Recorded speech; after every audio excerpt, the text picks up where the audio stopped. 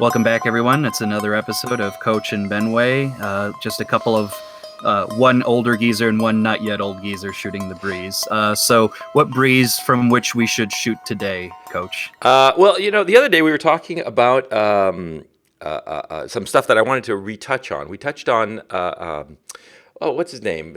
William F. Buckley. My Alzheimer's is kicking in. William Buckley, and we talked about it, and you didn't like him, okay? And it was sort of like at the tail end of our conversation the other day.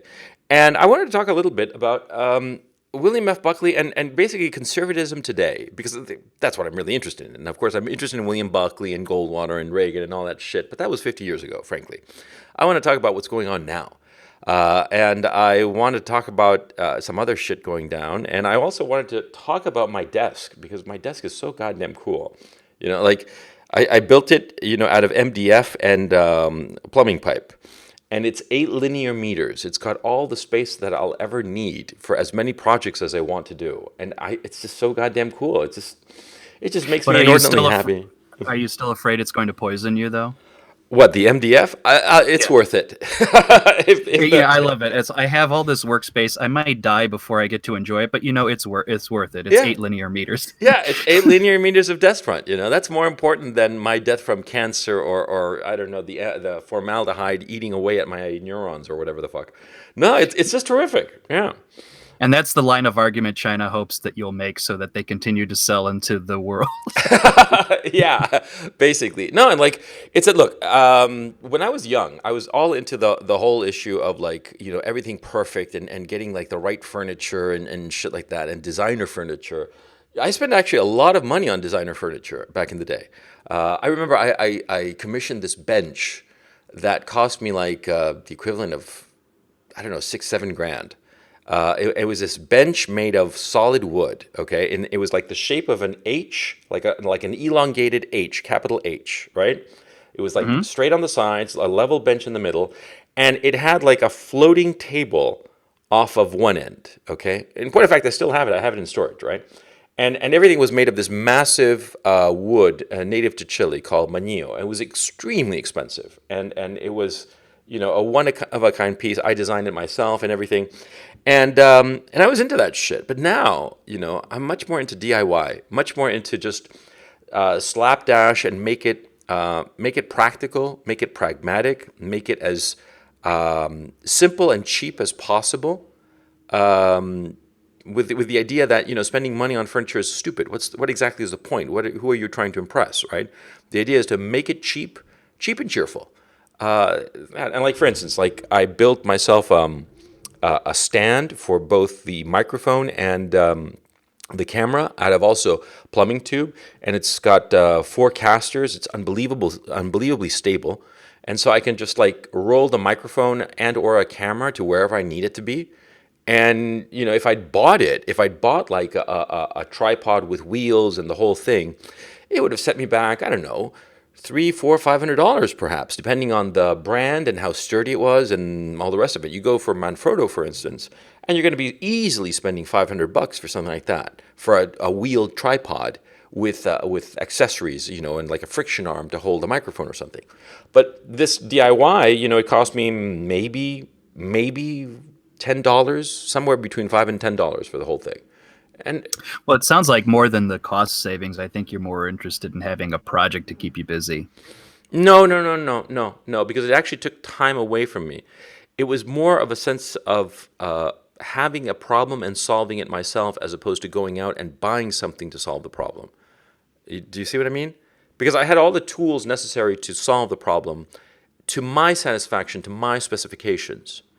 And that's my point. I mean, you're because you're using your faculties to resolve what you need, as opposed to just purely buying it. You are, in some sense, keeping yourself busy in a fruitful way. Yeah, I understand. There's an opportunity cost to that, but there is you ultimately, the cost to do it yourself wins out.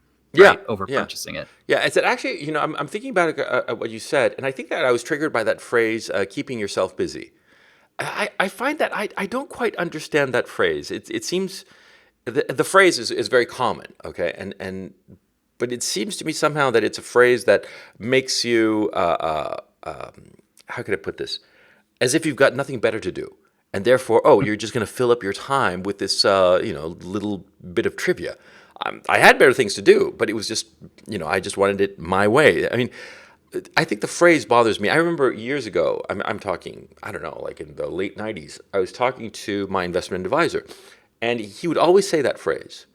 And it bothered me somehow because it was sort of like, you're just existing as opposed to living. I know that this is going in a totally random direction, but you see what I'm saying? I see that I've triggered you, and that's kind Yes. of entertaining to me. But So I'm your little, I'm your little Coach, toy that you could like to trigger around. Coach Great. Red Pill is triggered within literally a few minutes of me talking to him tonight. Yeah, yeah. Okay, That's great, what's great. funny. Yeah, yeah. Just, No, but just. I get what you're saying. But that's part of the game, right? I mean, the fact that you keep it interesting to yourself. Like I said, you're solving a problem. That's if we use the term, keeping you busy. Or I should say, keeping you occupied in a way. And being occupied is actually good. It's if you leave someone alone with their just mental devices, like, oh, what will I do today? You might as well just be some old guy sitting in his bathtub waiting for the end. The fact that you're solving a problem makes it more interesting. Well, I don't know because I also think that there is something to be said about fruitful idleness. I'm not talking about like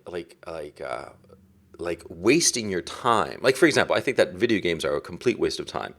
I think that obsessive masturbation is a complete waste of time. I think that masturbation in any sense, okay, spending time in something unproductive, that's just stupid. But I also think that sometimes it's useful to be perfectly idle and not really be doing anything. For example, in my own case, you and I have discussed this before, but in my own case, like I have a dishwasher at home, okay? And you stick the plates, you rinse them off, stick the plates in the dishwasher, close it, and half an hour later they're done, dried and perfect, right? And you just put them away. But often I'll wash dishes myself because that mundane task is quote unquote a waste of time. But it frees my mind and sort of like relaxes me. So there's a productive idleness. Sometimes you go through a day where you really don't accomplish anything, but you sort of like recharged yourself. You puttered here, you puttered there, didn't do much. Lots of people do this on a Saturday or Sunday, right? And I don't think that that's necessarily bad. I think that the thing that I object to is doing things for the sake of feeling that you have not wasted the day and yet not really having accomplished anything towards a specific goal. I'm all about big goals, I'm all about like having like the big goal on the horizon that I want to get to, and doing all the steps necessary to do that. All of my life, I've always had big goals. Sometimes I've reached them, sometimes I fail to reach them. But it's the attempt to reach those big goals that gives my life direction. But anyway, well, what you're describing, you're getting into, or at least approaching, the Kantian concept of free play. The Kantian concept of free play meaning that you are not necessarily, well, this is where it'll be a little bit different. You're not necessarily doing stuff for the sake of just saying, I have summarized my life as a series of steps to achieve these grand goals. It's more you're doing things for the sake of, and in that sense of for the sake of, you allow yourself a creative development, or discipline's the wrong word, but you kind of get the idea, the sense that something is being developed by virtue of not being required. What you're doing is not required of anything, and so you kind of nourish and flourish in that concept. And that's why maybe another way of doing it, in stealing from other people's languages, I oftentimes try to have goals minimized and allow kind of process to take over. So there are certain things I know that if I spend a few hours doing this interesting thing, I'll enjoy it, I'll develop skills, and eventually it will, drive toward a goal. But I'm not doing for the sake of, I have to get these 3 things done today in order to get that goal. It's no, I put the hours in, and eventually by virtue of the time built up, I'll get to, a sense of development that helps, later on get to goals. Yeah, yeah. Yeah, like for instance, in my own case, insofar as writing is concerned, I started writing, when I was a teenager for fun, just to amuse myself. Well, actually, now that I think about it, that I only wrote like a couple of stories for fun. I started writing for money almost immediately. I'll tell you the story. It's pretty funny. Um, uh, there was an earthquake in, in Chile in 1985. I was a senior in high school, just before the start of the year. It was in March of '85, and do keep in mind, in the southern hemisphere, the school year goes from roughly mid-March to early December. So it was just before school started that there was this big earthquake, massive earthquake, and and I was at my girlfriend's, and my parents didn't know my girlfriend's telephone number.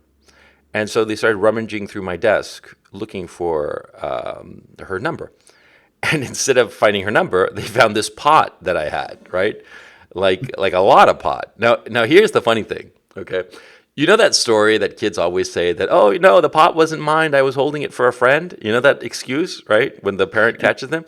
In So my that was case, really the case for you, it right? was literally the case. It really was. It was a friend of mine called Rodrigo, who was like a huge pothead, and I was a pothead too, but not that big of a pothead.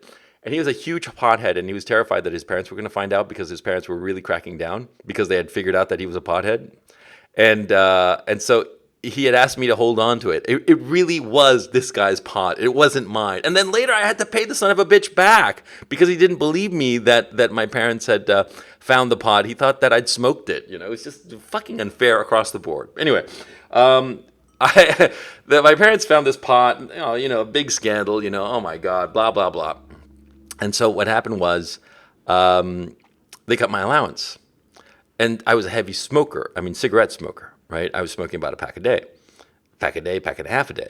And so I didn't have any money all of a sudden to buy cigarettes. So I was like in this conundrum. And for this English class, we had to write these short stories. It was sort of like, it was sort of like the teacher would have us read one story, like by Hemingway or somebody, and then like write like a continuation of the story or a preamble to the story. I mean, a prelude rather to the story. And I remember we were supposed to write a preamble to the story "The Killers" by Ernest Hemingway, right? Or The Boxer. Which one was The Boxer, where these killers show up and they're going to kill him, and the boxer sort of, yeah, The Killers, I think it's called, right? It sounds like it. That's a Yeah. version of the story they filmed like 3 times. Yeah, well, I actually never saw the picture, but anyway, so I had to do like a prelude to that. So I semi-wrote one. I wrote like half of one, and I didn't like it, and I thought it was a false start, and so I started writing a second version, a better idea, I thought, and then I sort of like hopscotched between the two, and wound up having two stories, and this was like early in the school year, and I show up in class, and I'm still debating which one to turn in because they both seem pretty good. And this classmate of mine said, "Oh man, I didn't do the stupid assignment because I was doing, college prep work and shit." And I said, "Oh, I got an extra one." And he said, "Give it to me." And I was smart enough to say, "No, give me money for it," and because I was broke, right? And I wanted cigarettes. And oh yeah, I remember when I was writing the stories, like the thing that was on my mind all the time was the lack of cigarettes. That I couldn't smoke because I didn't have any cigarettes, and I was like sort of like desperation during the writing process. But anyway, so he paid me basically the equivalent of a carton of cigarettes, and pretty soon the word got around, and everybody was doing college prep work, so they didn't have time for these stupid assignments, and it was every goddamn week we had to do this short story. So I started selling these stories. I'd write like 3, 4, 5, 6 sometimes, and sell them for a carton of cigarettes. Pretty soon I was like, I had a stack of cigarettes. I was just really happy. It was like fucking prison, and this is me in a private school, right? Yeah, And so basically you're saying that your writing career is just a way of fueling your habit. yeah, And exactly. that puts you completely within the tradition of your literary heroes, by the way. Oh, what do you mean? Ernest Hemingway and all of those guys were, writing for this. I mean, yes, you could say, oh, they love their art, blah, blah, blah, blah, blah. Half of them were writing to fuel the drinking habit. Yeah, exactly. I mean, mine was cigarettes. Theirs was booze. But yeah, pretty much same ballpark. Yeah, actually, yeah, you're right. They were writing so they could get drunk, and I was writing so I could smoke my cigarettes. And I'll tell you this. This explains actually quite a bit, because when you're writing for the sake of money, you're willing to spend a little bit more time focusing on, does it hit the little bits and notes that everybody kind of needs? In other words, is it filling the plot requirements and the story requirements? And so there go. You are a fan or slave to plots and whatnot, because that's what sells. Well, Make sure you get your cigarettes. I'm reading too far into yeah, it. you're doing And way on too much purpose, into but it. still. Yeah, you're reading too much. Yeah, but No, no, no. I mean, today, like for instance, if I wanted to really hit the mark, I'd write something completely plotless about feelings. I'd throw in, people of color, characters that are of color, and they're all super virtuous, like magical Negroes, one and all, and magical gays and magical trannies, all of them perfect, morally upright and righteous and perfect and ideal, and the white guy would be a racist.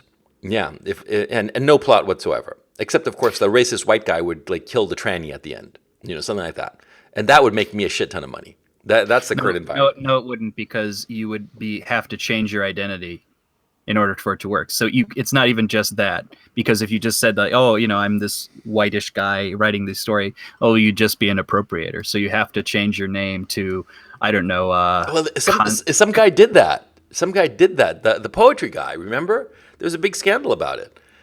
They was a white guy. He changed his name to an Asian girl, and he got his poetry published in Yep. some little magazine. Do you remember that story? It slips my mind. It's like the kind of fantasy story I've had for so long, because I believed it to be true, that just the fact that you telling me it's true means that I'm not even going to really question you. No, no, no, no. Look it up. I'll Google it while we're shooting the breeze here. But it was a poet, fake pseudonym.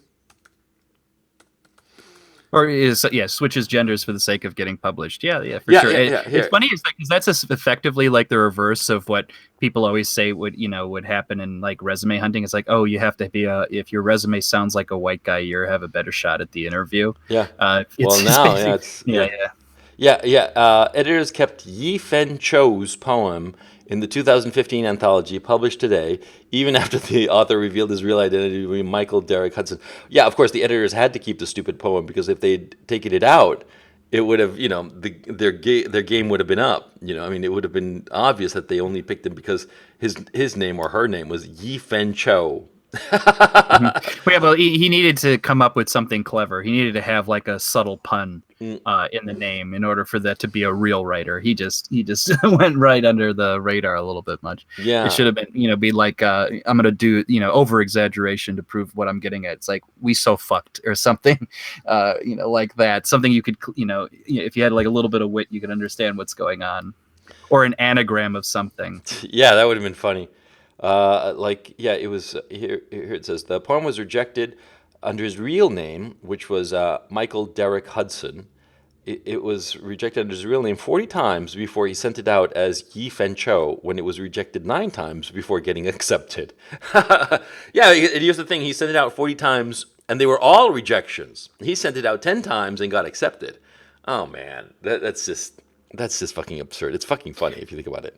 Well, it just shows to show you have no reason when you're writing to put your own name attached to anything.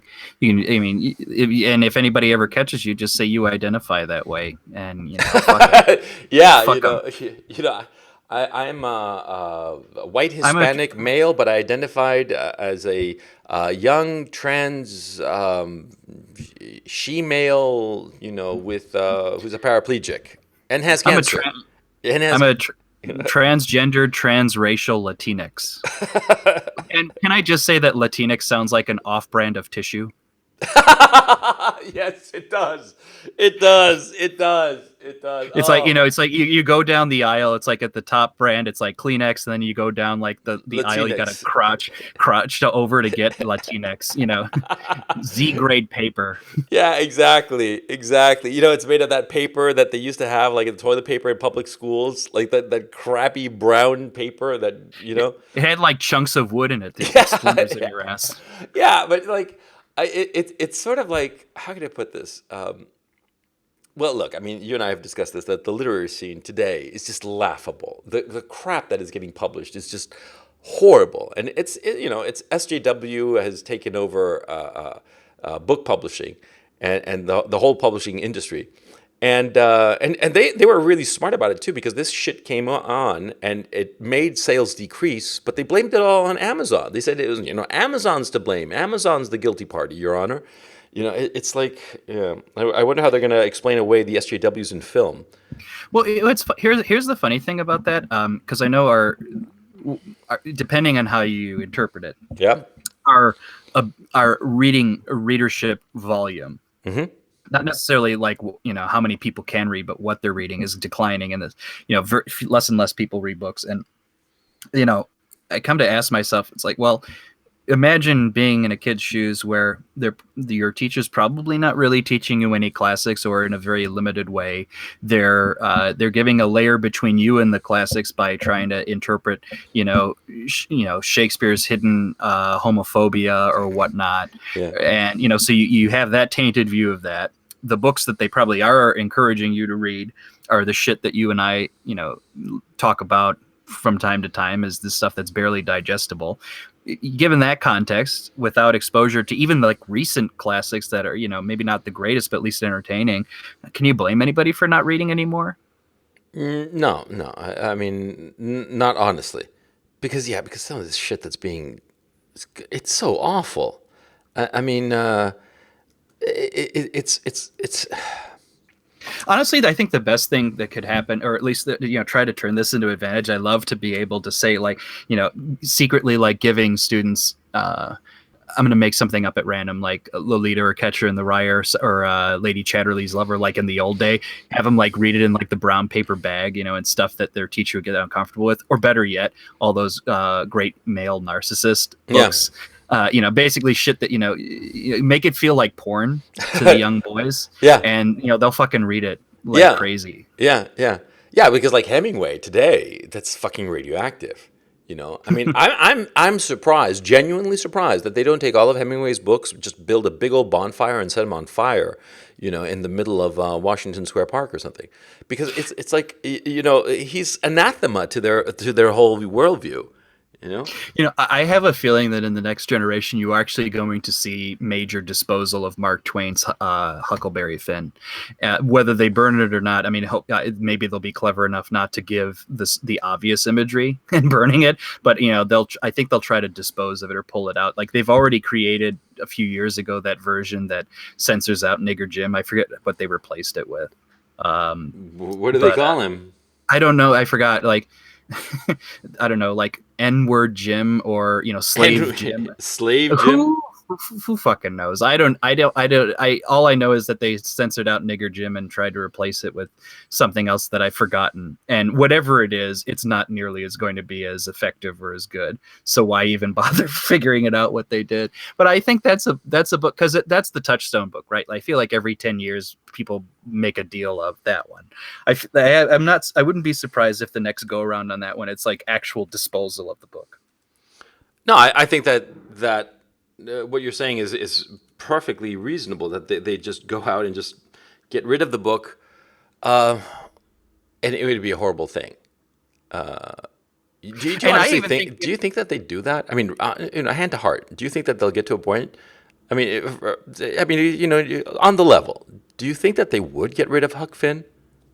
Yes, because we've already entered a period of time where we actually don't like or any kind of monuments to a history that's uncomfortable is being removed. And I think it's not unrelated that, once you get to a point where if I remove any of the questionable monuments, that means that his history, which we already kind of knew, but it's more obvious now, is very fungible. We can create it as we will. It's very natural from that point, the physical manifestation of the past, to move on to a little bit more intellectual or ethereal manifestations of the past, namely reading, which is going to be the next challenge. So yes, I do think the next logical step, honest to God, on my heart, I think some of these books will be disposed of. And funny enough, it won't even necessarily be for what the books say. It'll be for some version of the author's life. So I'll give you an example that I think could very well happen. And I don't even think the guy wrote anything particularly nasty or uncomfortable or challenging. I think Ray Bradbury is going to, get kicked out. The reason Ray Bradbury? I think so. The reason being is because Ray Bradbury, especially later in his life, was very conservative in a lot of ways. Was very much pro Tea Party, and was kind of like, I thought that there was American, frontiersman spirit of saying fuck you to authority like that. So yeah, I think Fahrenheit 451 may very well get the Fahrenheit 451 treatment for that. I mean, Ray Bradbury. I offhand I can't recall anything of his life, so therefore his life must have been, not without its ups and downs or its little sins or peccadillos. But frankly, I can't recall of anything. I mean, he's not Ezra No, he Pound, did nothing. okay? He did nothing anywhere near on the likes of Ezra Pound. But I'm picking a banal example to prove a point. Literally, because at the end he had manifestations of just basic, like pro Tea Party, like American can-doism, and and typical, I'd say slightly more conservative than middle of the road republicanism. That's going to be enough to throw him off the bridge, honestly. And I think, if that he's going to get thrown off the bridge, of course, Ezra Pound's going, and T.S. Eliot, you got, is going to go. Funny Yeah, thing, I just T.S. was Eliot reading. was an anti-Semite, right? Well, that, yeah, exactly. But I don't think it's even his anti-Semitism that'll get him thrown out. It'll be his just his religiosity in general.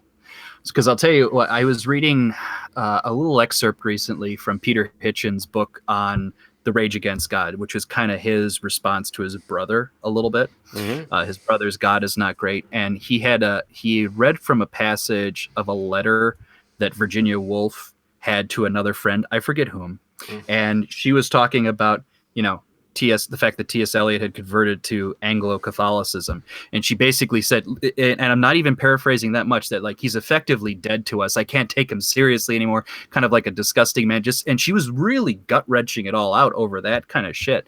And, even though, yeah, she is just as, obviously she's a contemporary of T.S. Eliot, but that kind of visceral disgust with that kind of writing and that kind of attitude towards society, yeah, that's enough to get him out. And like I said, I don't even think we have to have the bar that high. I think a lot of guys, and it's usually going to be guys, are going to get thrown out just by virtue of not really being something so easily kowtowed to the line. And another thing that it's going to be, sorry, I'm ranting a little bit here, but I think another reason that I say Ray Bradbury's 451 is going to get the 451 treatment, because the very nature of the book, 451, you don't, it's an argument against the burning of books. Well, the degree to which we want to get rid of things that are troublesome, the fact that you have an argument that goes against kind of the idea of modus operandi of how we're going to control situations going forward means you're goddamn right that's going to be the first book we get rid of.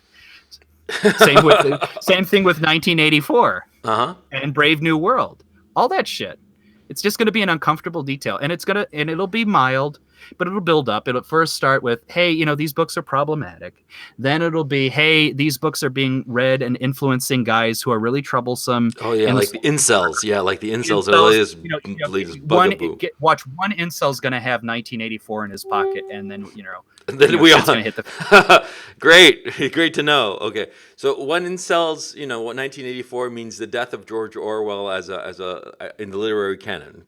Fantastic. Yeah, it makes sense to me. Yeah, I mean, I honestly think, you could see how this escalation builds, right? I see exactly what you're saying, and that's what's so fucking horrifying, because what you're saying is not insane.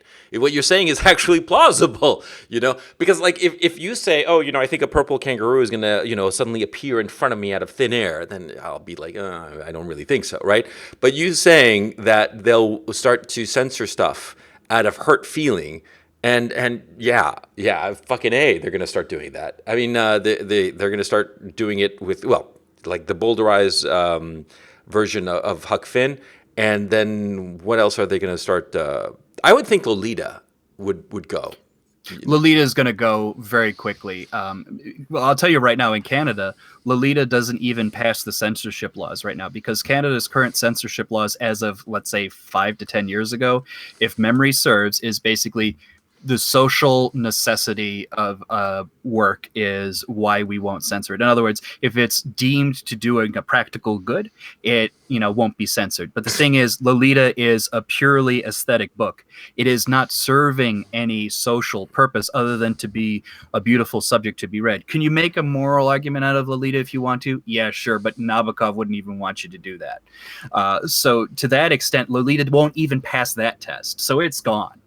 And keep in mind, even the basic subject at hand, a man sleeping with a 12-year-old, is going to be troublesome for a lot of people, regardless of their politics. That's gone. Always has been, yeah. And as I'm just looking through a light stack of movies and books I've gotten near me.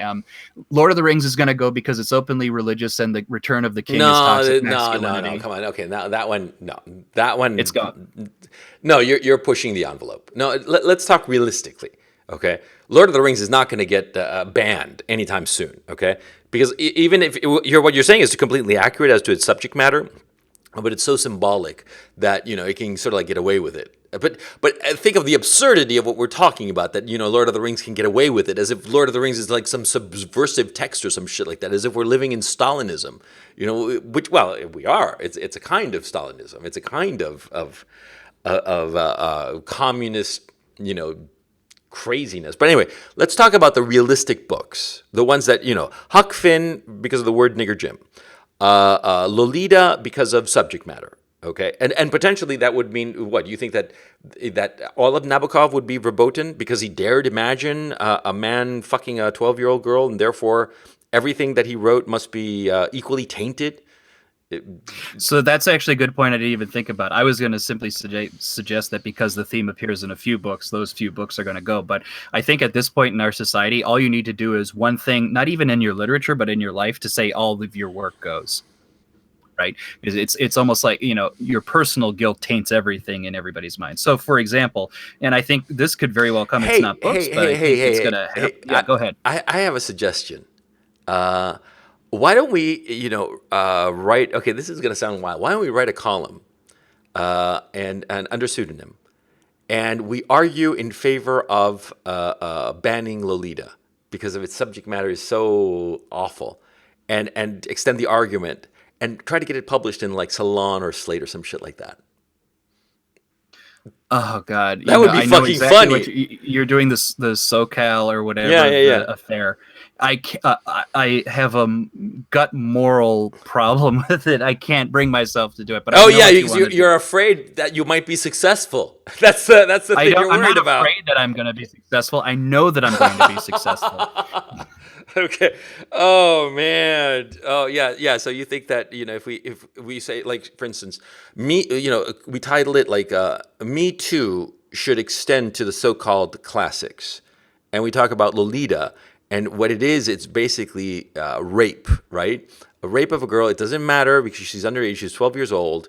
He's essentially becoming her stepfather. It's a position of power, no different from Woody Allen and Sung Yi Previn or whatever. And therefore, it's not just a problematic book, but it's a morally outrageous book, and it should be banned. Okay, that would be the argument, right? Yeah.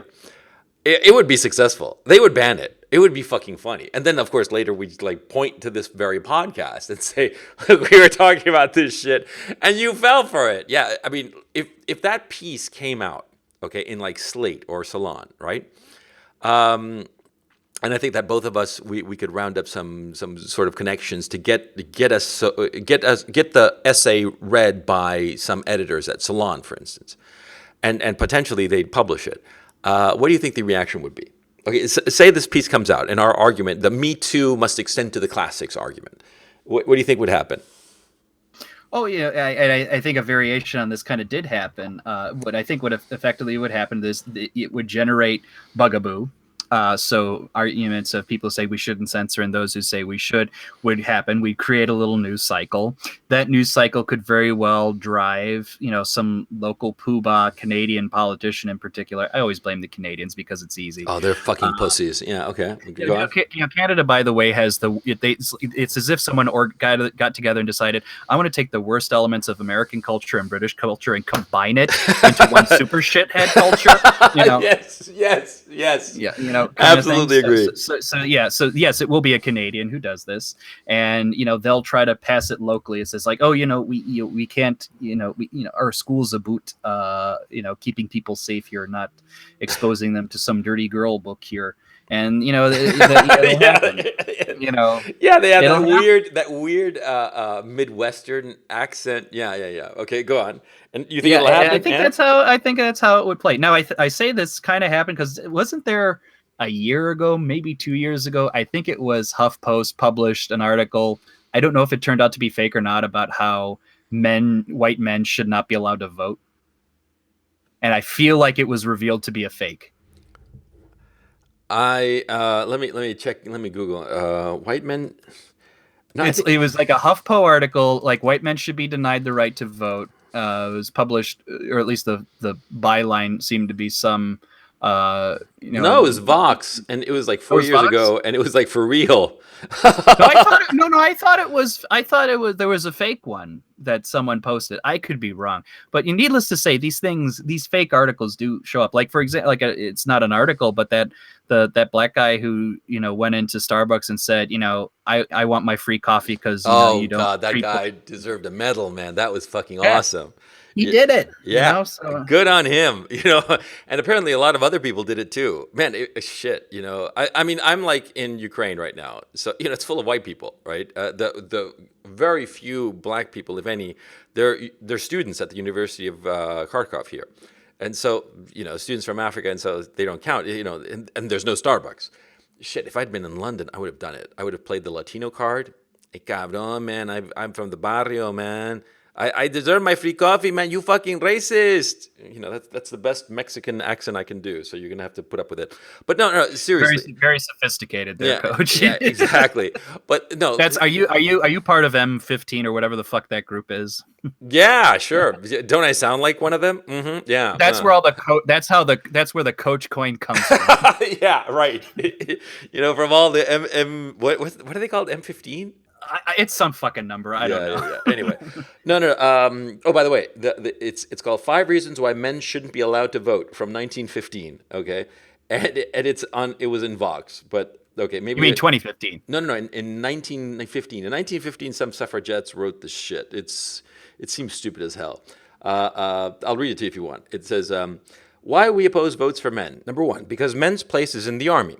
Number two, because no really manly man wants to settle any question otherwise than by fighting about it." Okay, this is what women wrote in 1915. And so how far have we fallen? Okay. Number three, because if men should adopt peaceable methods, women will no longer look up to them. I mean, these women sound like pickup artists, for crying out loud. Number four, because men will lose their charm if they step foot of their natural sphere and interest themselves in other matters than feats of arms, uniforms, and drums. Okay, these women are woke as fuck. Number Yeah, I five. was about to say, yeah, they're defining a perfectly acceptable society. What's gives? Yeah, exactly. Number five, because men are too emotional to vote.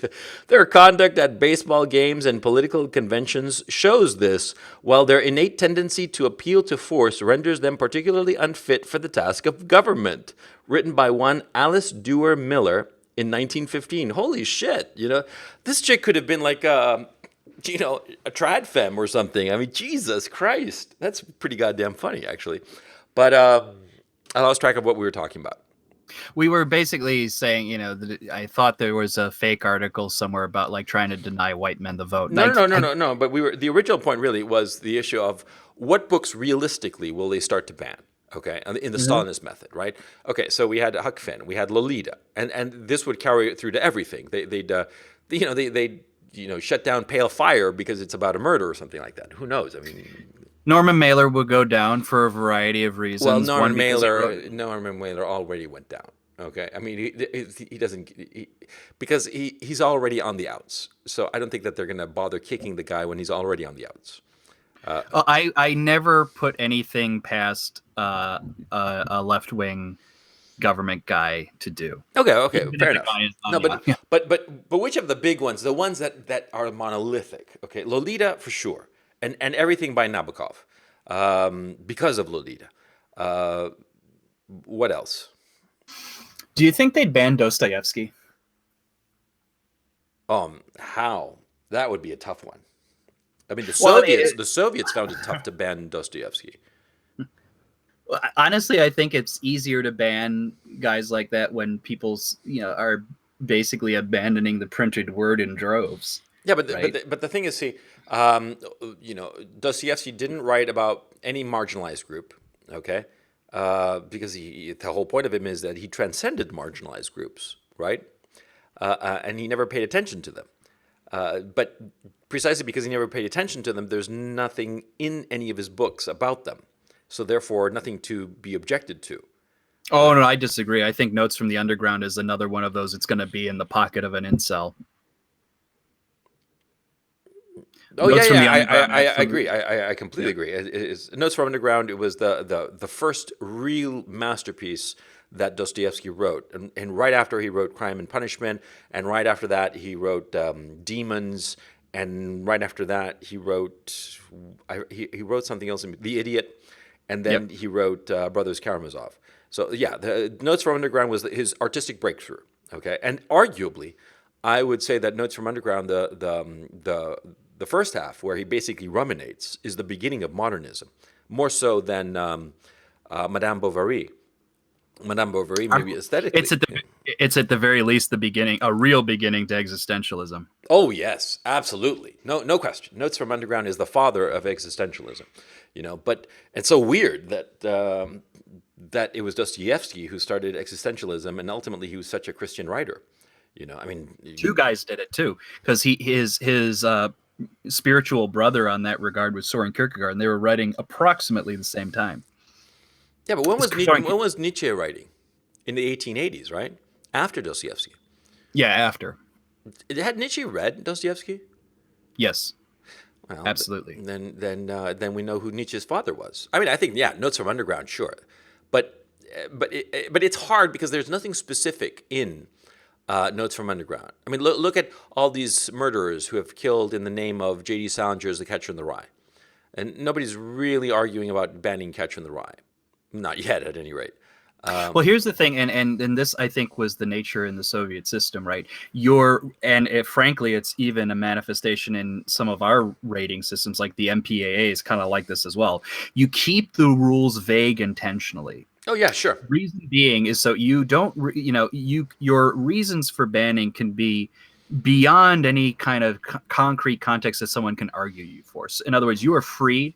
I think the MPAA actually uses this logic, which is our rating systems reflect the quote unquote morals of the time. So what was an R rating or a PG-13 rating in previous eras can become R or PG-13 in the opposite kind of way, largely because they keep it a floating target. Now that's, I think, the mentality that's going to happen if you really start censoring books, which is we're going to have reasons above and beyond. You're talking about the Potter Stewart standard. Potter Yeah, Stewart exactly. famously said, "I can't define pornography, but I know it when I see it," which is, on the one hand, true. On the other hand, it's an incredibly vague principle that is very, very troubling because it opens the door to all kinds of censorship over, is a lot, My Pretty Pony, pornography? Well, for some it is, and for some it isn't. So therefore, we should ban it. What the fuck? It inserts like all kinds of subjective.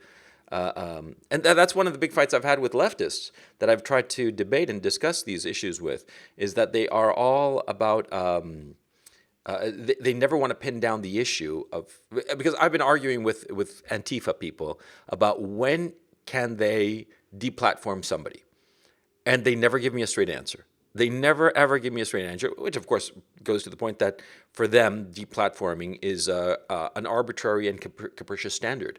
And it's basically applied to anybody that they are afraid of at any given moment. It's not an objective standard. Therefore, it cannot be implemented. It is just a mob rule kind of mentality.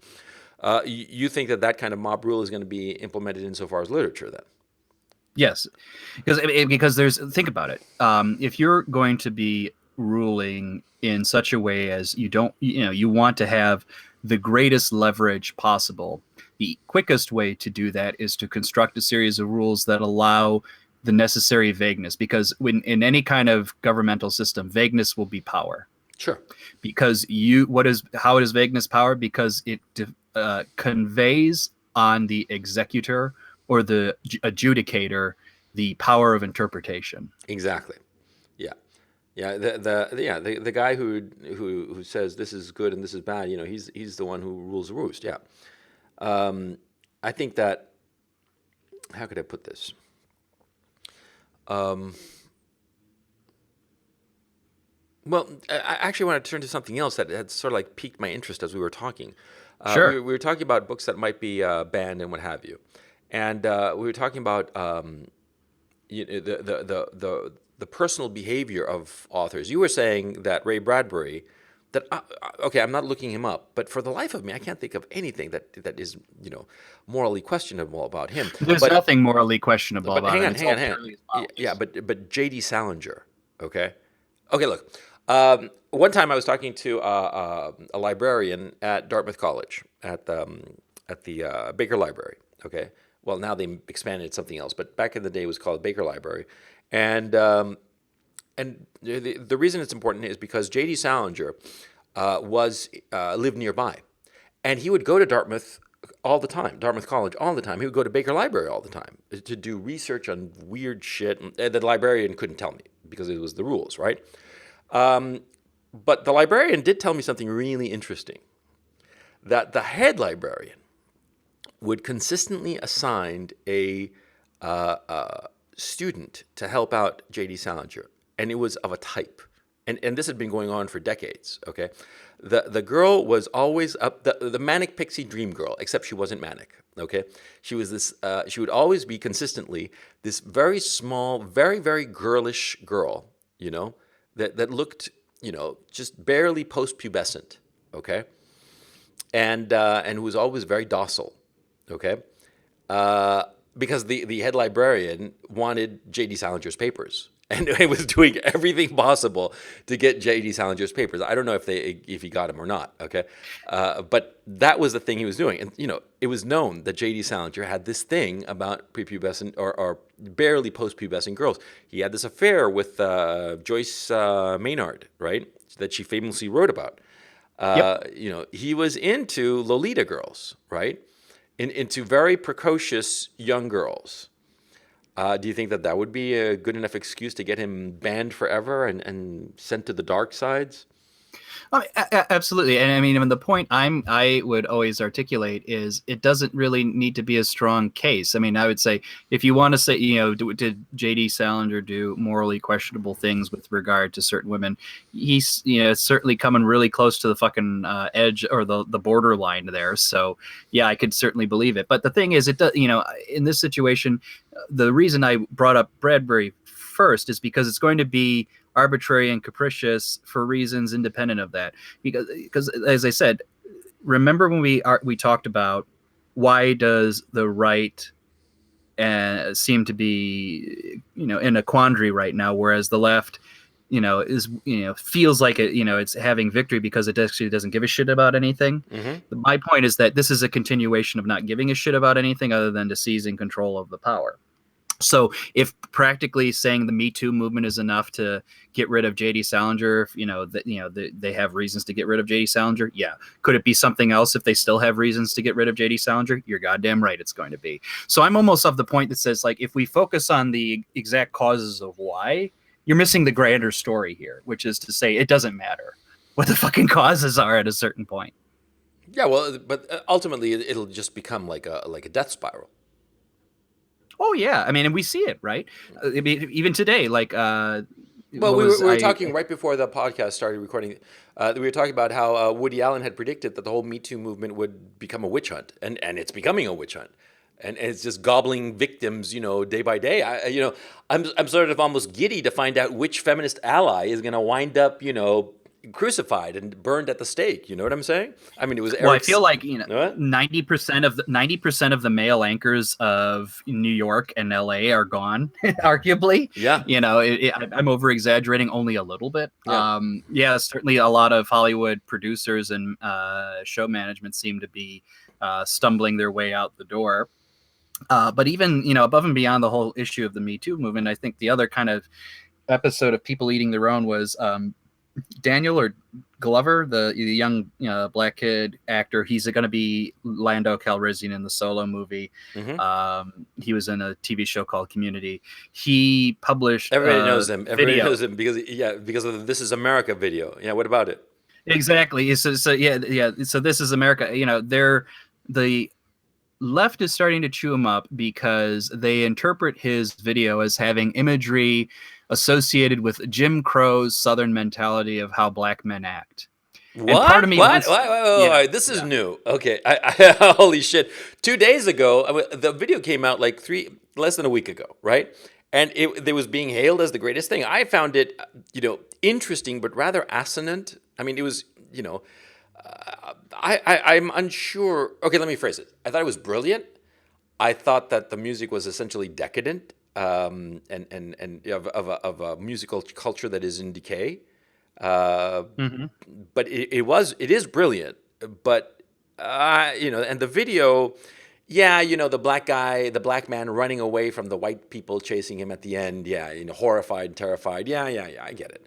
Well, but I actually kind of interpreted it in a interestingly the same way as the leftists who are eating him are interpreting it, which is to say this: Jim Crow imagery. Maybe I wouldn't phrase it that way, Hmm. but is it kind of appear like a satire of like, hey, this is what a black street thug is going to do to his fellow black people, namely shoot them for the sake of entertainment. Yeah, that's I can totally see that fucking satire in there. I don't even necessarily see it as like, hey, this is America, you harm, black men. It's like, no, this is America, and black guys are going to shoot their own people all the fucking time. Well, they I'm do. gonna, They do. I mean, yeah. statistically, we've talked about this. Well, not you and I think, but everybody knows that the fact that the incidence of murder rates is black on black. That's the issue, But okay, and so And that's they're what the video crucifying him. depicted, and I think it hit a little too close to home. They said, hey, you're showing violence to ourselves, and they'll phrase it a little differently. Hey, you're using what white people would think of us, or you're glorifying the violence and everything. So I'm laughing my ass off because I say, hey, yeah, actually, you probably could interpret this in a right wing way, and naturally the left hates him, for that. And even though I'm willing to bet he's a good liberal, multicultural black guy at the end of the day, and thought he was doing a socially conscious message, but because there's a possibility of interpretation, you're fucked. And another example from the Soviet era, there was a book written by the member of the Zhuavsky family, which is a very notable artistic family, that was ultimately turned into a big production film by Andrei Zhuavsky. He's famous for directing a film, Possession. It was one of the video nasties with Isabella Adjani and Sam Neill. Look it up if you're interested. But the point being, he had a story that's science fiction story, was written before communists were even under the picture. But the Soviets looked at this, and there's a section in the story when one alien race is fighting the occupation or the maneuverings of another alien race, and the Soviets said, "Up, we're gonna censor this fucking film because there's a chance that someone's gonna interpret that as the Russian occupation of Poland, and we need to resist that."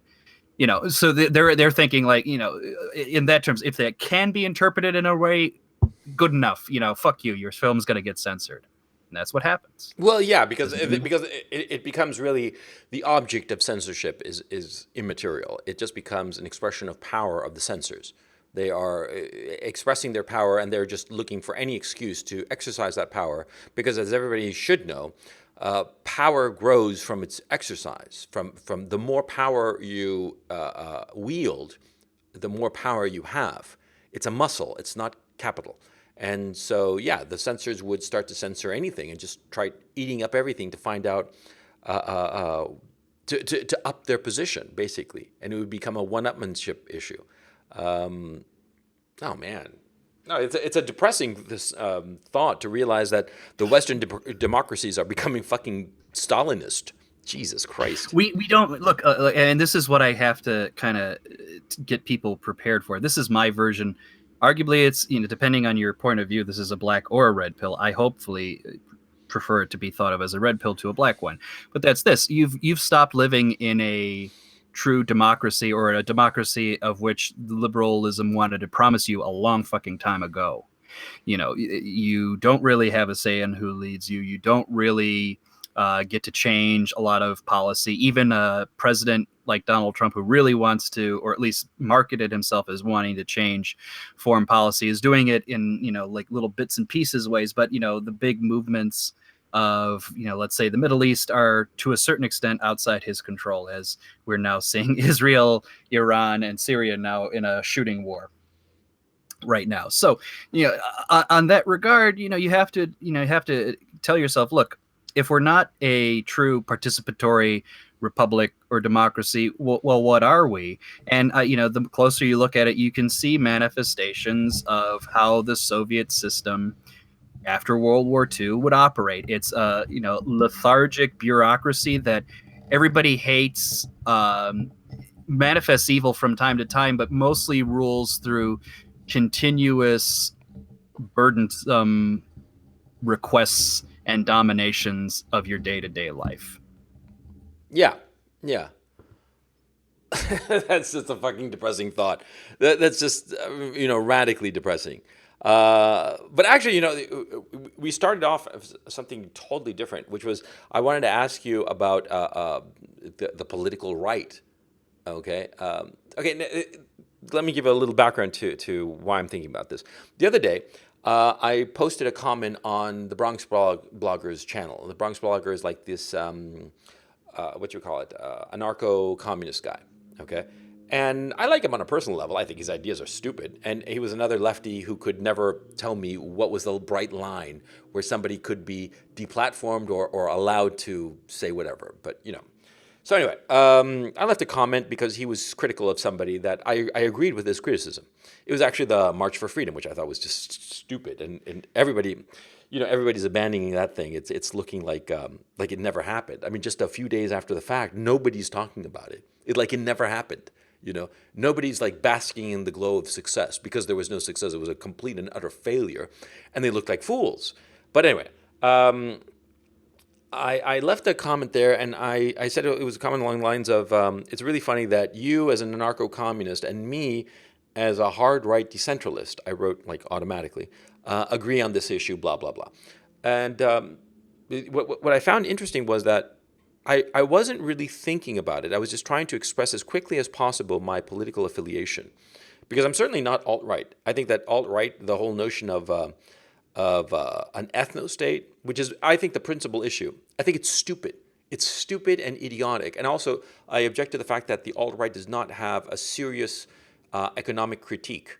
It has this great social critique, but it does not have any kind of economic critique. They don't even bother with economics. They don't even know what the fuck they're talking about insofar as economics is concerned.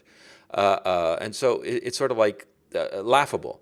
And I care very deeply about economics and economic policy. And I think that neoliberalism, and you and I agree on this completely, I think that neoliberalism is evil incarnate at this point. I am not saying that neoliberalism has always been an evil ideology. On the contrary, I think it was very necessary in 79, 80 to get the Western democracies out of the economic hole it was in, of being beholden to unions and the welfare state that was just crippling it. But I think it's gone overboard. I think neoliberalism has created gross wealth inequalities and income inequalities. It has created a pursuit of GDP for the sake of GDP and not for the sake of building a healthy society. It's left behind the middle class and destroyed them, and that's why they're all getting stoned on opioids and all the rest of it. I think it's a serious problem that has to be addressed, and my way of addressing it is decentralization. Decentralization and the elimination of the welfare state and the taking apart of the gigantic centralized bureaucratic state and corporatism. That's my approach to it. And I'm wondering if that is potentially the future of right-wing politics. I mean, it's my politics, but I'm wondering if this could be something attractive to people in our neck of the woods, insofar as a political belief, a political goal. Yeah, so you started with the concept of modern conservatism, and then we started going about more broadly the right. And I think from my perspective, I try to keep them kind of separate because they kind of function differently. Because so if you're really going to if you're going to make an argument about there's needs to be a fight against the centralization and the bureaucratization of everything.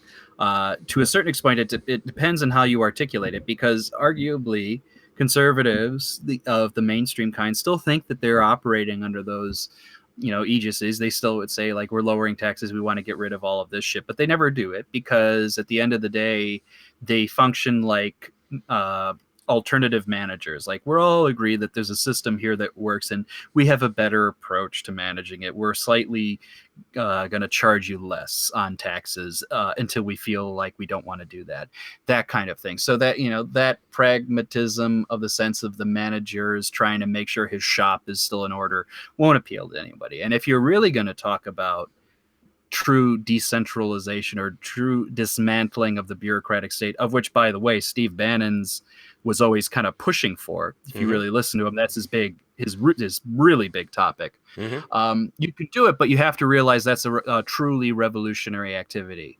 That isn't something you my 2 cents, you don't vote that and it appears. You fight for that. Mm-hmm. You literally, with your fists and whatever tools you have at your disposal, break away the social organizations to that. So that's to a degree to which you're going to actually see that agreement you think is happening between the anarcho-communists and the traditionalists or the anarcho-capitalists, who whatever Mm-hmm. on the front, because they fundamentally are in agreement that this structure of society today is the problem. The disagreement is what you do to replace it.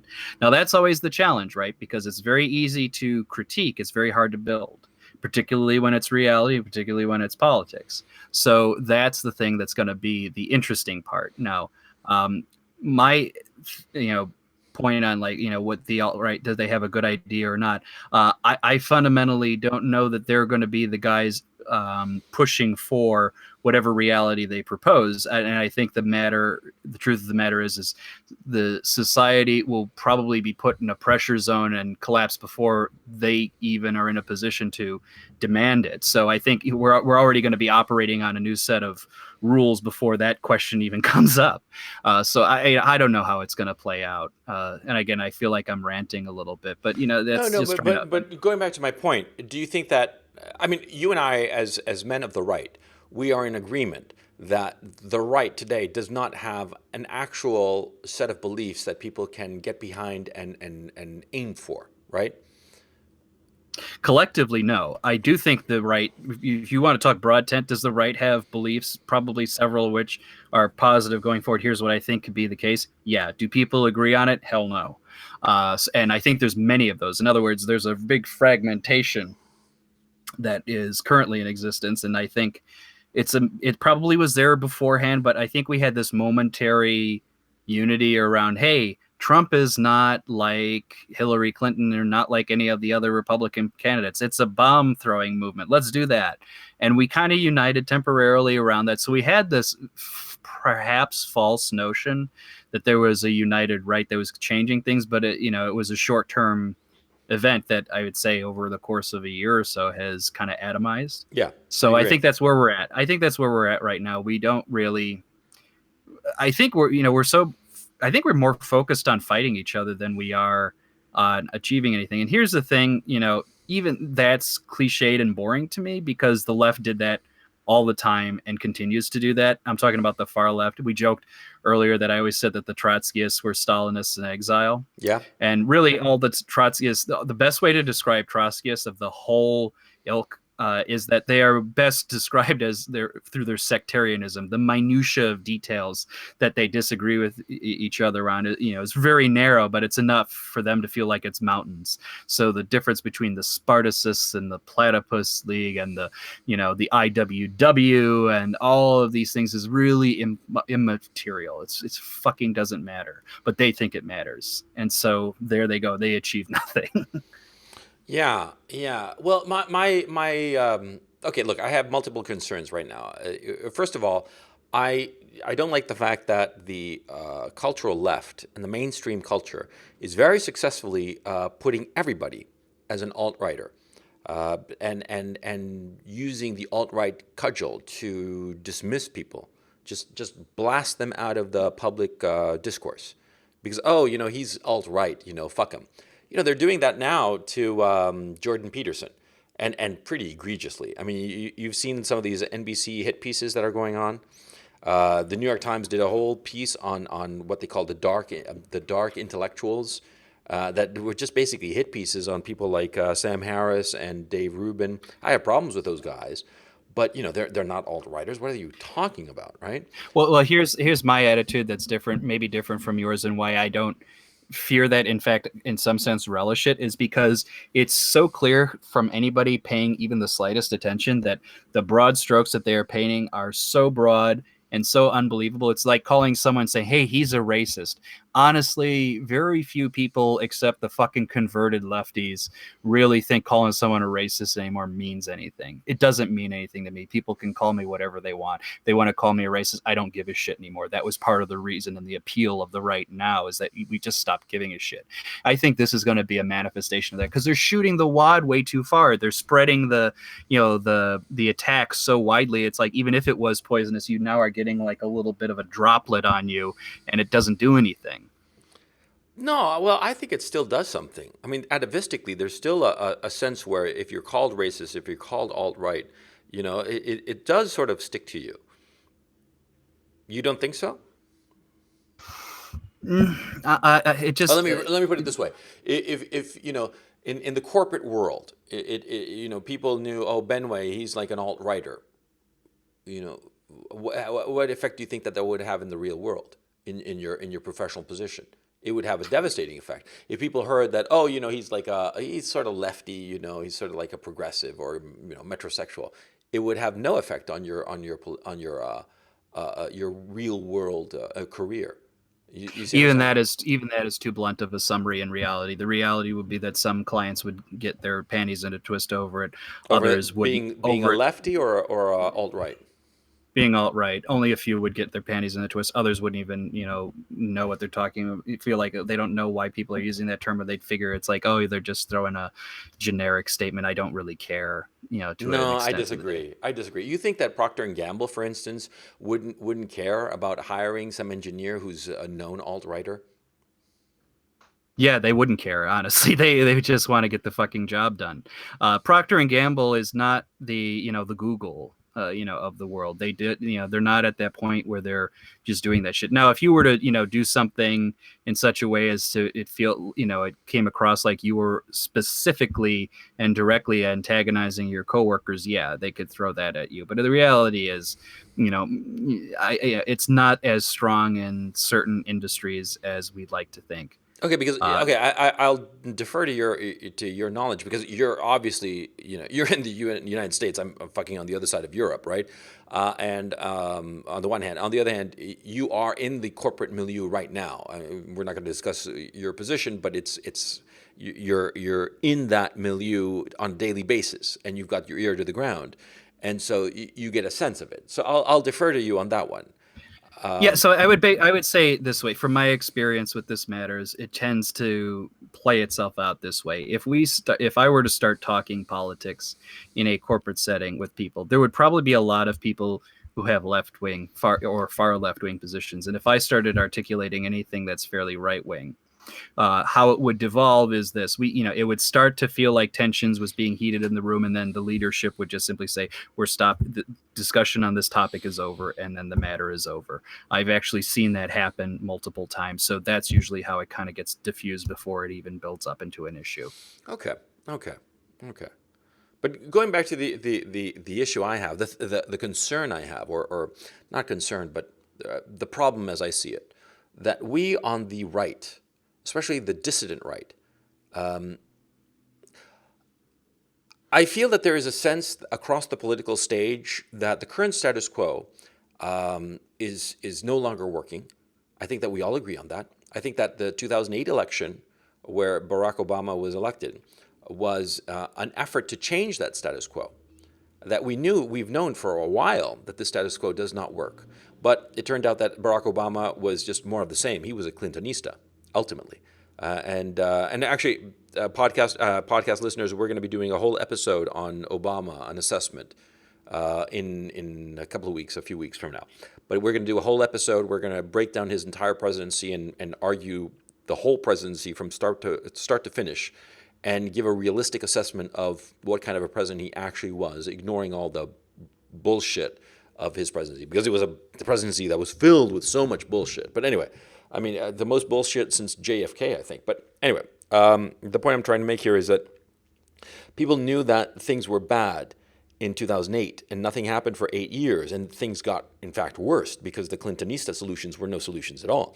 And then they elected Donald Trump. And the people who voted for Donald Trump were the same people who voted for Barack Obama. They were the people who wanted something to change the fucking system. And they thought that with a nice young man, Obama, they'd get that change, hope and change and all that bullshit. That didn't happen. So they voted in the bomb thrower.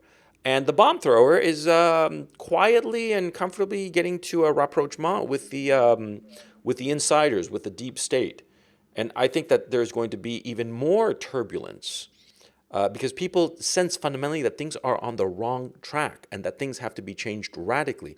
And therefore, I think that the marginalized elements of society have golden opportunities. And I think that that's why we're seeing the rise of people who actually believe in socialism and communism. I mean, unironically, right? Who are unironically wearing Che Guevara t-shirts, right? And on the other hand, you have the rise of the dissident right. Let's call it the dissident right because it includes not just the alt-right, but also the hard right and also the alt-light and everybody who's just on the right side of the political spectrum and dissatisfied with what's going on. It is disenfranchised by the GOP, which is just as corporatist as the Clintonistas, right? So the point I'm trying to say is that, see, the leftists have this built-in ideology, Marxism. But the hard right, the alt-right, the dissident right, let's call it the dissident right, the non-establishment right, we don't have any kind of goal. But I think that if we were to come up with a goal, it would be far more attractive than the goal, the mountaintop that the left is presenting, the dissident left is presenting. Because the dissident left is presenting socialism and communism, and we lived through that. We saw it. We saw how it worked out. And people in the UK, for instance, they saw how the hard left labor of the 60s and 70s led the country to disaster after disaster and stagnation. And though they're not happy with the current government, they really don't want to go back to that either. And so it seems to me that right now, if the dissident right were able to come up with a viable platform that met the needs of the people would get behind that platform and it would be the winning recipe for electoral success and for a change in our society. You see what I'm saying? I do see what you're saying, but here's a couple of details that puts me. I don't necessarily disagree with you, but it just puts me at a different point of view of it. Mm-hmm. First, to your point about people still feeling we're on the wrong direction. I saw a recent poll that the numbers who actually think we're actually on a better path amongst normies, mind you. Just so this is broad population, so Mm-hmm. it's not exactly the same thing. That's actually grown. So Trump does have some increasing confidence amongst the general population, which doesn't bode well for Democrats in the midterm, but that's a side discussion. Going into our neck of the woods, do I say that the dissident right relative to the establishment right is growing? Oh yeah, that I have a lot of confidence that is in fact the case.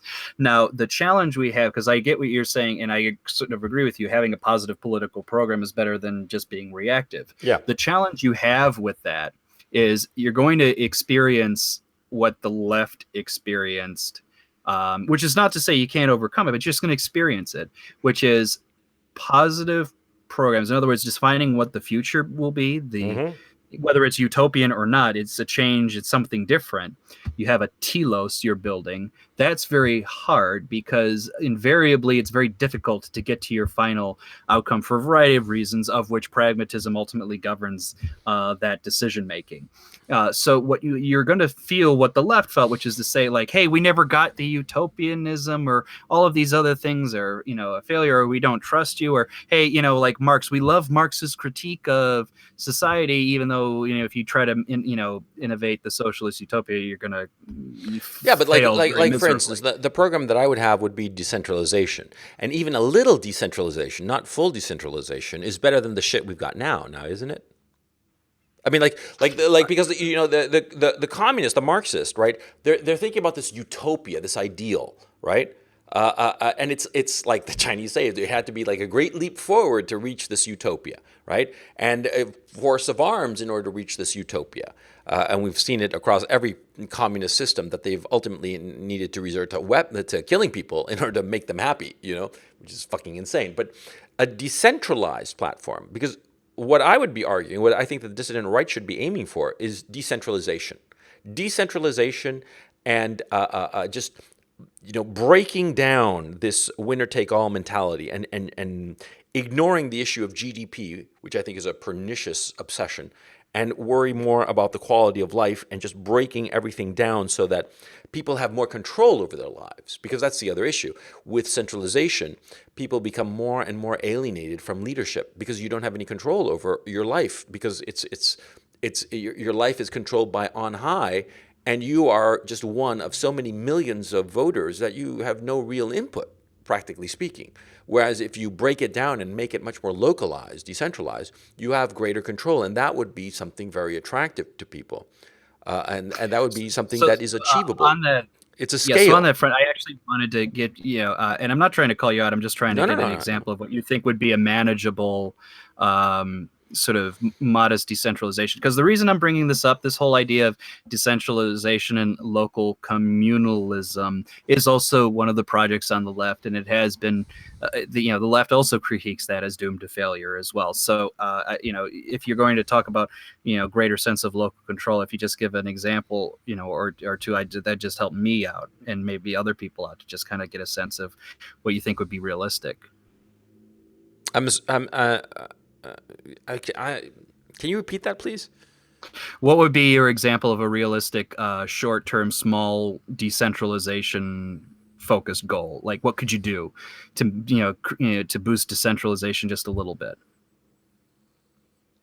Break up Google and Facebook.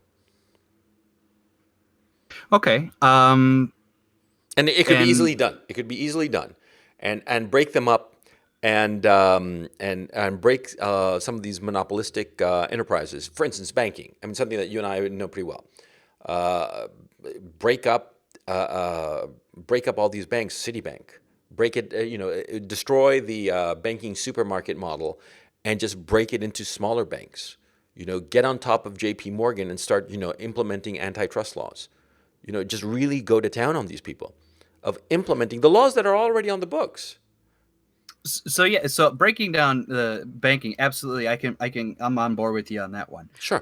For breaking up Google, so here's my question for that: if you broke up Google, who would you put in charge of the little pieces of Google, and would doing so change it for us? Because I'll give you an example. Like, let's use the search control and YouTube that Google has. If you broke that up and you put other people in charge, maybe even former YouTube and Google people, Right. did you really resolve the problem? Because the problem is really the left wing mentality that's in there. Would you break them up and then force upon them, like, oh no, you're going to have we're going to, for whatever reason, we put a right wing guy in charge? I'm making an extreme example just Sure. to prove the point, because I think that's really going to be the No, issue no, no, here no, for no, them. no, no. It's a see.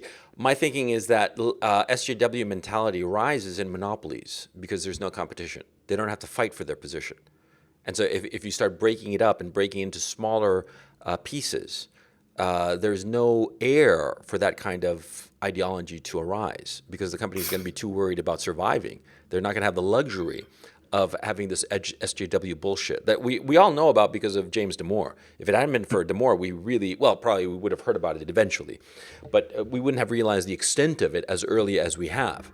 Okay, so the point I'm trying to say is that, see, that kind of SJW mentality arises when you have a bulletproof company because it's a monopoly. Nobody's going to challenge it. But if you have a company that is constantly challenged, it can't afford the luxury of SJW bullshit.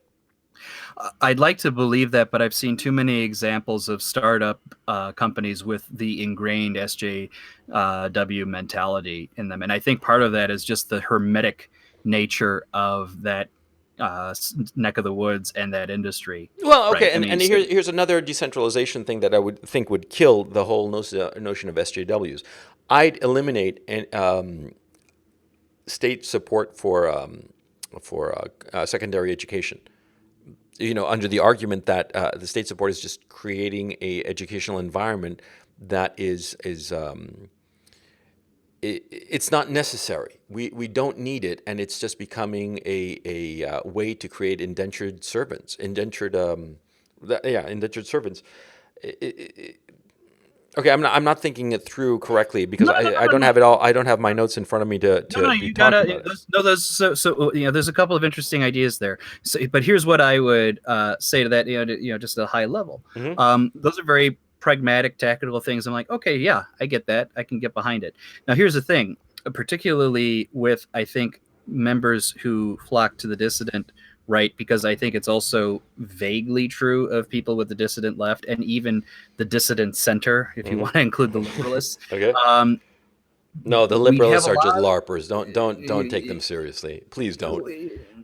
They're just I take I take larpers. I take very few people seriously these days anymore. Hmm. But needless to say, a lot of people are motivated by the grand story, right? The grand narrative of what is happening.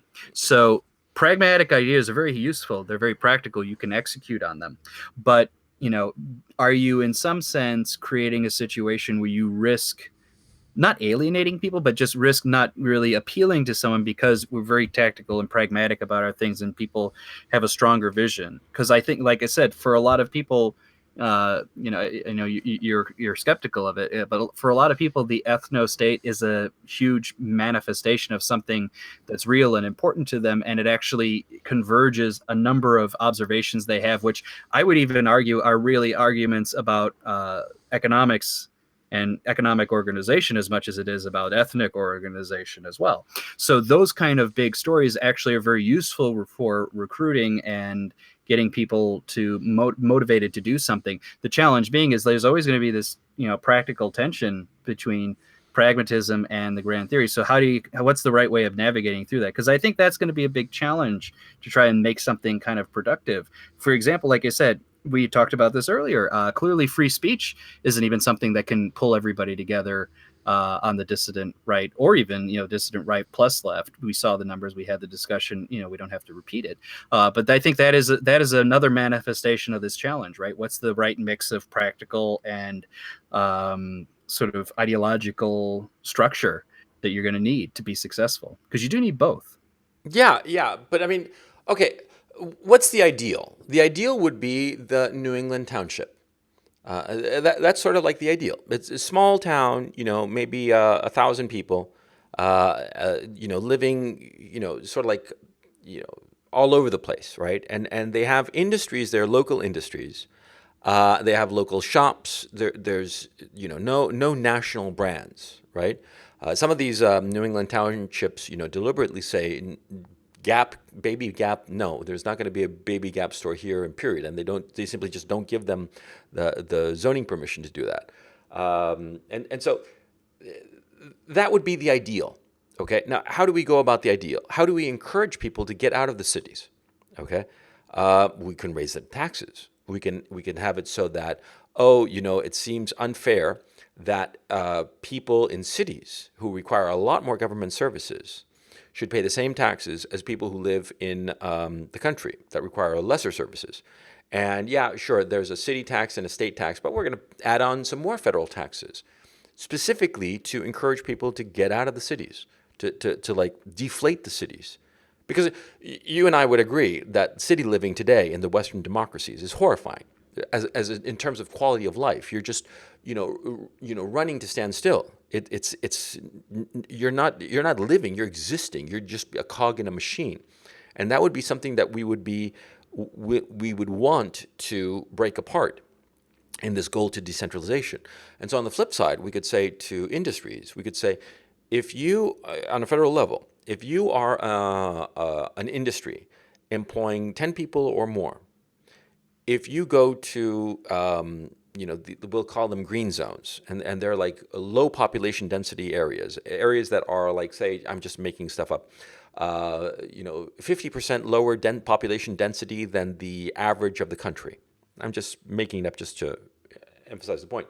If you go to one of these green zones that's 50% less dense than the average of the country, you get reduced income taxes. And to the degree that you go to a less densely populated area, you get lower and lower income taxes, all the way to zero, with the express aim of having, especially the value-added businesses, such as tech, go to depopulated areas, go away from highly populated areas like San Francisco, like Silicon Valley.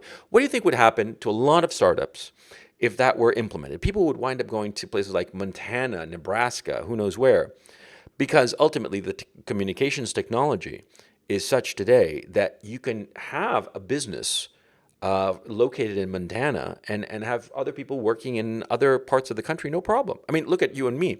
You're in Chicago, I'm in Kharkov, and we're doing this podcast, no problem, right?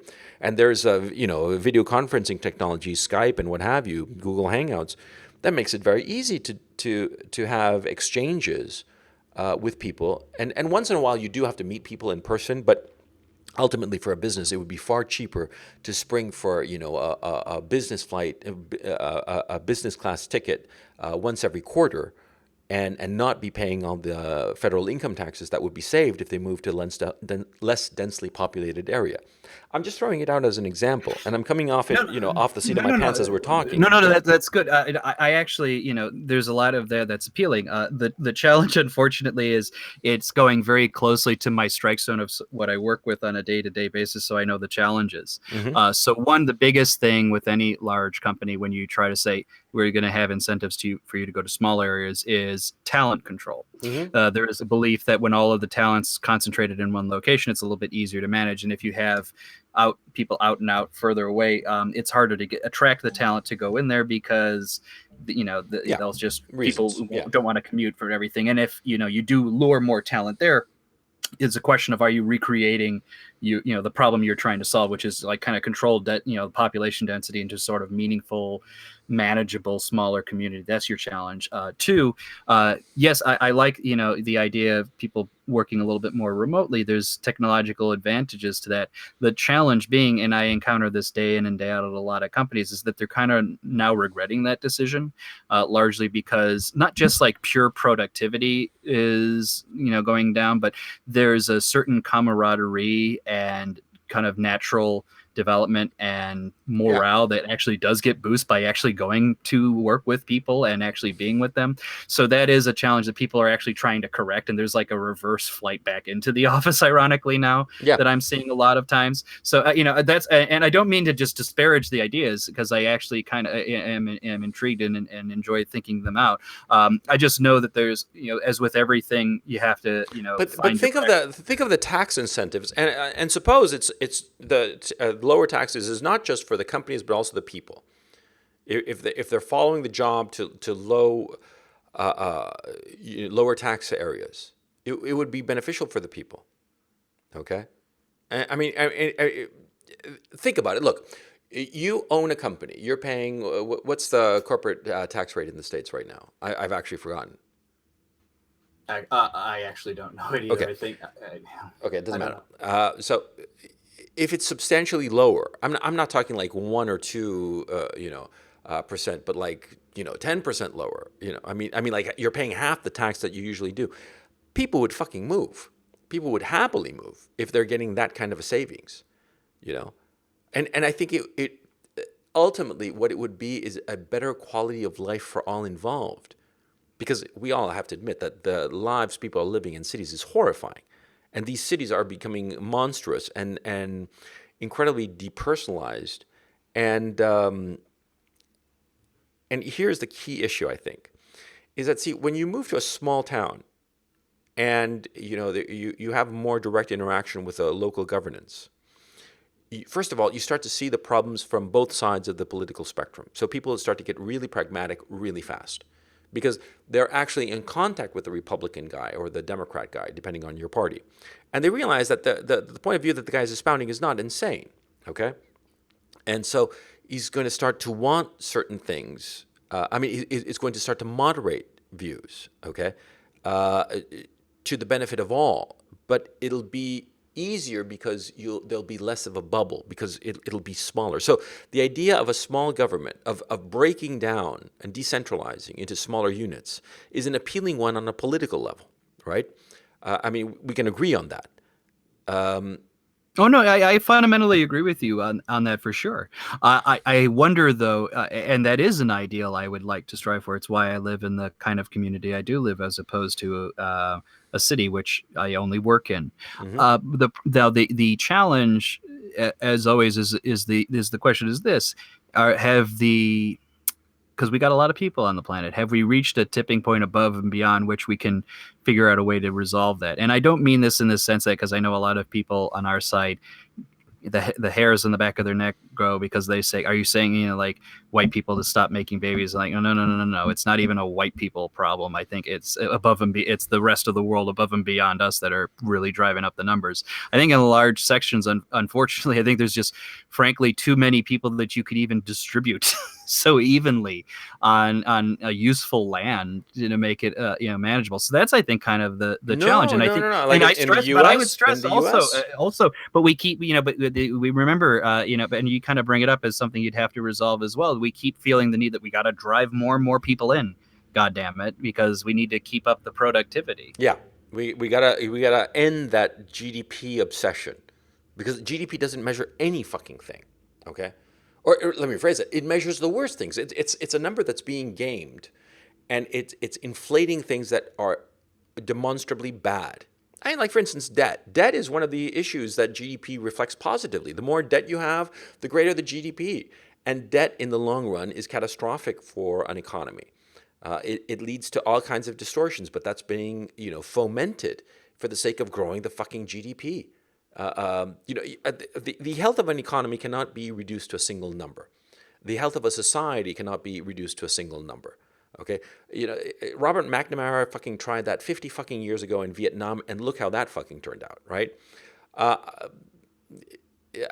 Okay, look, I'm not being very articulate here in this conversation, and we're coming up on an hour and a half, so I think that our poor audience, we're past an hour and a half.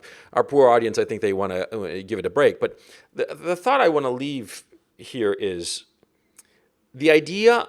I think now the right has the opportunity, there is the intellectual vacuum to come up with a real mountaintop, intellectually speaking, that people can rally to and strive towards.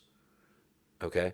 And I think that decentralization, stepping back from this monopolistic, highly concentrated society of gross inequality that we all recognize, and that is affecting people who shouldn't be being affected. We shouldn't have this opioid epidemic, for instance. We shouldn't have these suicides that are going on. We shouldn't have all these problems that are going on, social problems, and we shouldn't have these people who are obscenely rich, and then these other people who don't have $300 for an emergency. The vast majority of people in the United States do not have $300 for an emergency. I think it's something like 70% of the population cannot scrounge together. I think the number was $500 for an emergency.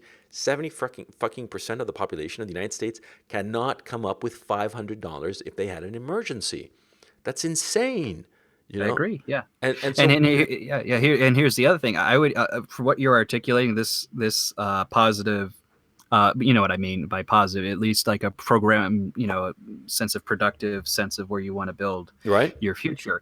That, distributism, to use one term for it, is certainly one of the more compelling ideas I've seen. There's a few others that I'll save for another podcast. But, that's as good as any. But I would even say we need to operate on a more fundamental level, which is to say, and I know some people don't want to hear this, like, you are actually going to have to fundamentally talk to, our groups, our splinter groups need to talk to each other and figure out what the fuck it's going to be, one way or another. Because frankly, the more advice we get from each other, the more easy it is to pick us off one by one. And the less we're going to be compelling to each other. So, honestly, if we're going to, if we think that the best way to resolve this is to just literally butt heads against each other until the last man stands, that's certainly one way of doing it. Another way of doing it is to sit down and say, what the fuck are we really trying to achieve here? Yeah, I think we don't ask the question. I think that butting heads and the quote unquote marketplace of ideas is stupid, because what happens is a lot of times the quote unquote winning idea it just won because it was temporarily popular for whatever reason. It's not necessarily the best idea.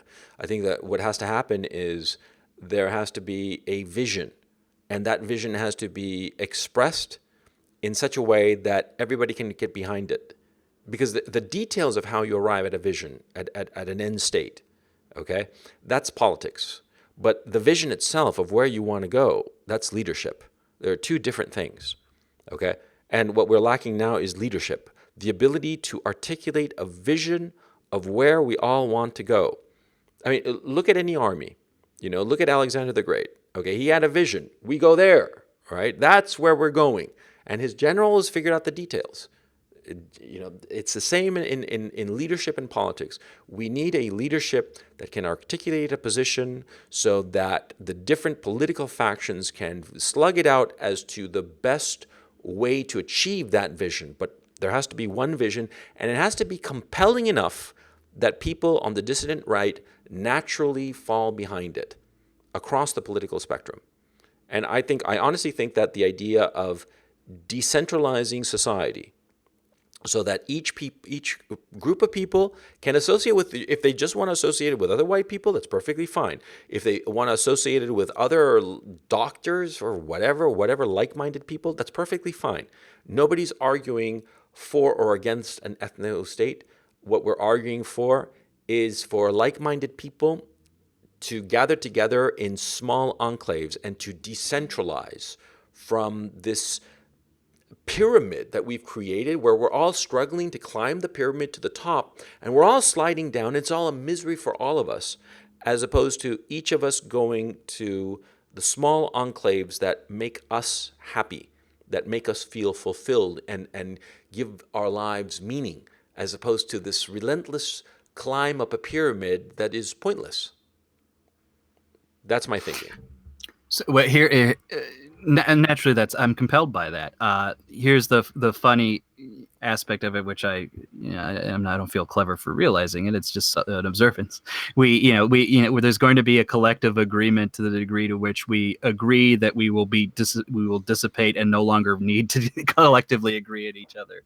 There will be sort of disassociated groups that kind of manage their own thing. That's going to be an interesting kind of temporary position to overcome. Oftentimes historically, how this kind of plays itself out is, colonization into uncharted realms. So perhaps, the science fiction minded fella in me knows like this will really only manifest itself when we can start getting off planet and people just start shooting off to other planets. I'm not entirely being facetious, but I'm certainly kind of articulating a point. It's going to be a challenge. It's going to be a slog. But at the very least, I'd rather have that slog and try to figure it out than, like you said, continually butting heads and just, waiting for the inevitable. Yeah, because the inevitable ain't going to be good. We're butting heads, but there's no shared vision. Okay, there's just a shared critique, but you cannot have a viable political movement with just critique. You need a vision. You need a goal. And right now, the dissident right is not creating that goal. Is not articulating that goal. They don't even know what the fuck would make them all happy.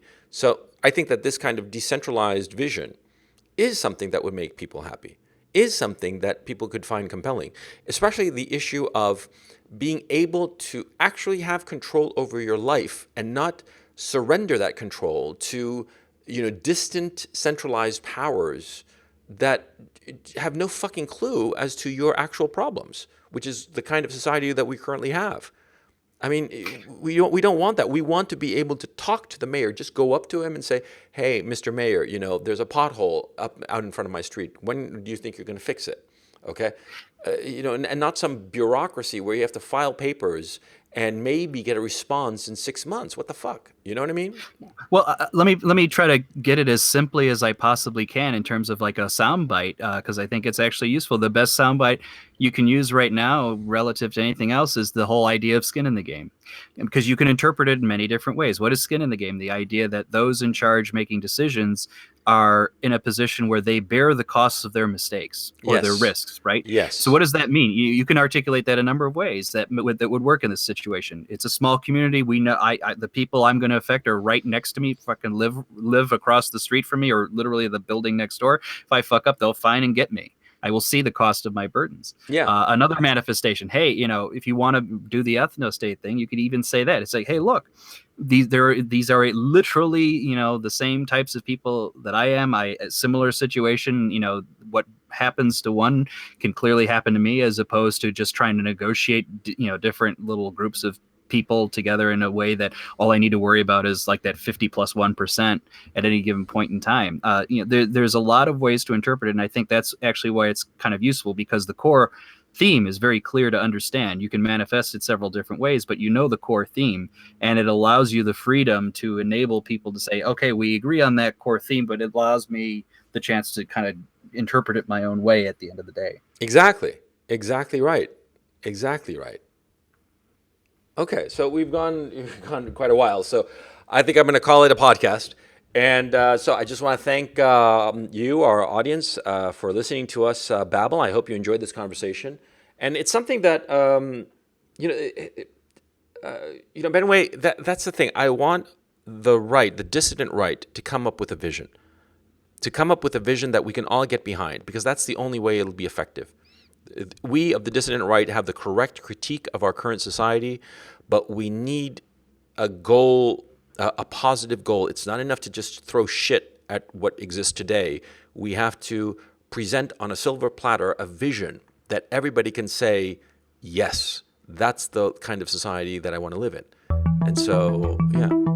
So I'd summarize it this way. There's a job to do. It's very specific on what you need to do. Get doing it. Yeah, exactly right. So with that, very well said. I am Coach Red Pill. I want to thank you very much for listening to us. And Dr. Benway, why don't you take us out? Everybody take it easy. Make sure you have skin in the game. Yes, exactly right.